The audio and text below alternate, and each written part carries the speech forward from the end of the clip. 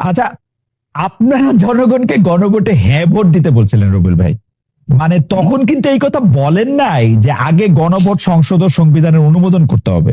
জুলাই সনদে আপনারা সই করছেন, সই করার সময় আপনারা বলেন নাই আগে সংসদে এটা পাশ করাতে হবে। সংসদ ও সংবিধানের কথা বলে আপনারা সংবিধানের সংস্কার পরিষদ কোট করতেছে আমি আটকে রাখছেন। এই অবস্থায় জামাত এনসিপি যদি সন্দেহ করে যে বিএনপি সরকার শেষ পর্যন্ত জুলাই সনদ বাস্তবায়ন করবে না, এবং সেই সন্দেহের প্রতি যদি আমি আস্থা রাখি, আমি খালেদ মহিউদ্দিন, যে আসলে বিএনপি করবে না, এই পুরনো বন্দোবস্তে দেশ চালাবে, তো তাদের সন্দেহ আমাদের সন্দেহ এবং ওদের প্রতিবাদ, আমি তার প্রতিবাদ করতে পারবো না, আমার সন্দেহটা থাকলো, এইটা যৌক্তিক মনে করেন কিনা আপনি? মনে করি না। সবাই সন্দেহ তো মানুষের একটা রাইট, জি, এটা আপনার অধিকার, করতেই পারেন। জি, আপনার মতো হচ্ছে না এটা ভেবে আপনি প্রতিবাদ করতে পারেন, এটা আপনার রাইট। জি, কিন্তু আমি যেখানে বলতে চাই, জুলাই সনদ বিএনপি যা সই করেছে তা বাস্তবায়ন করবার জন্য জনগণের কাছে বিএনপি অঙ্গীকারাবদ্ধ, অক্ষরে অক্ষরে সই করা জুলাই সনদের বাস্তবায়ন বিএনপি করবে। এক নাম্বার 2 হচ্ছে জুলাই যে গণভোটে যে সংবিধান সংস্কার পরিষদ করা হয়েছে তার জন্য গণভোটটা হয়নি। যে জাতীয় নির্বাচনটা হয়েছে জনগণের একটা মেম্বার অফ পার্লামেন্ট করার জন্য ভোট হয়েছে, দুটো ব্যালটে ভোট হয়নি। যে আপনি একটা মেম্বার অফ পার্লামেন্ট আর একটা হচ্ছে সংবিধান সংস্কার পরিষদ। আমরা ভোট করেছি কিসের? নির্বাচন কমিশন দুটি ভোট করতে পারে, রাষ্ট্রপতি নির্বাচন এবং সংসদ নির্বাচন, পার্লামেন্ট নির্বাচন। পার্লামেন্টে ব্যালটটা হয়েছে মেম্বার অফ পার্লামেন্ট হওয়ার। আমাকে কিন্তু ওখানে ব্যালট ছিল না যে আমি সংবিধান সংস্কার পরিষদের সদস্য হচ্ছি। জনগণ আমাকে মেম্বার অফ পার্লামেন্ট হিসেবে নির্বাচিত করেছে, আমি মেম্বার অফ পার্লামেন্ট হিসেবে শপথ নিয়েছি। আমি সংবিধান সংস্কার পরিষদের হয়ে শপথ নেওয়ার ম্যান্ডেট। আপনি জানতেন কিনা যে আপনাকে দুইটা শপথ নিতে হবে? আপনি জানতেন কিনা যে আপনাকে দুইটা শপথ নিতে হবে? আমি শেষ করি, সেটা লেখা ছিল কিন্তু। যদি সংবিধান সংস্কার হয়, সেখানে যদি সংবিধান সংস্কার পরিষদ গঠনের যেটা আছে সেটা যদি আমরা সংবিধানের সংস্কার করি, ডেফিনেটলি পরবর্তীতে সংবিধান সংস্কার পরিষদের সদস্য হয়ে শপথ নেওয়া যেতে পারে।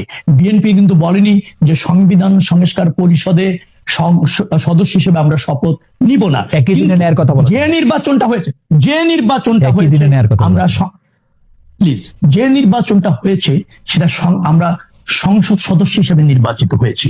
আমরা সেই জন্য সংসদ সদস্য হিসেবে এই মুহূর্তে সংবিধান অনুসারে যে শপথ নেওয়া দরকার সেটি নিয়েছি। কিন্তু সংবিধান সংস্কার পরিষদের সদস্য হিসেবে শপথ নিতে পারি বা মানুষ আমাদেরকে নির্বাচিত করেছে, সেটা কিন্তু সঠিক না বিধায় সাংবিধানিক ওইখানে এই শপথের কোনো বাধ্যবাধকতা নেই, কোনো বৈধতা নেই, যার জন্য আমরা সেটা নেইনি। তবে যদি সংবিধান সংস্কার পরিষদের সদস্য হিসাবে আমরা সংসদে আলোচনা করে শপথ নেওয়ার ক্ষেত্রে যদি সংবিধান সংস্কার হয়, ডেফিনেটলি সংবিধান সংস্কার পরিষদের সদস্য হিসাবে শপথ নেওয়া জেলেও যেতে পারে। কিউরিওসিটি, একই দিনে দুইটা শপথ নেয়ার কথা আপনারা আগে জানতেন কিনা? যেটা অক্টোবরে অধ্যাদেশ জারি করা হয়েছিল, আপনারা জানতেন? জানার তো বিষয় না, এটা বৈধ কিনা এইভাবে আমাকে জনগণ নির্বাচিত। তখন তো বৈধতার প্রশ্ন তুলেন নাই, তখন তো বৈধতার প্রশ্ন তুলেন না রবিউল ভাই।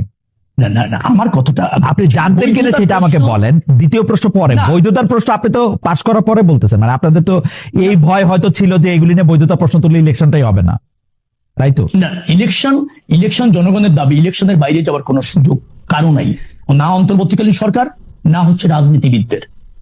একটা নির্বাচিত সরকার রাষ্ট্রে থাকা বাঞ্ছনীয় এবং রাষ্ট্রের একটা অধিকার, আর জনগণের হচ্ছে ভোটের অধিকার। জনগণ তার জনপ্রতিনিধি নির্বাচিত করেছে, সংসদ সদস্য নির্বাচিত করেছে, সার্বভৌম ক্ষমতা দিয়েছে সংসদকে, অর্থাৎ জনগণের। আর আমরা যে জুলাই সনদে সই করেছি তার প্রতি জনগণ আস্থা রেখে ব্রুট মেজরিটি আমাদেরকে দিয়েছে। অর্থাৎ আমাদের এই সংসদে জনগণের হয়ে ফাংশন করার সার্বভৌম ক্ষমতা রয়েছে। সেহেতু নিশ্চয়ই আমি আবারও বলি, জুলাই সনদ বাস্তবায়ন করবার যেটা আমরা সই করেছি সেটা আমাদের অঙ্গীকার, আমরা তো করব।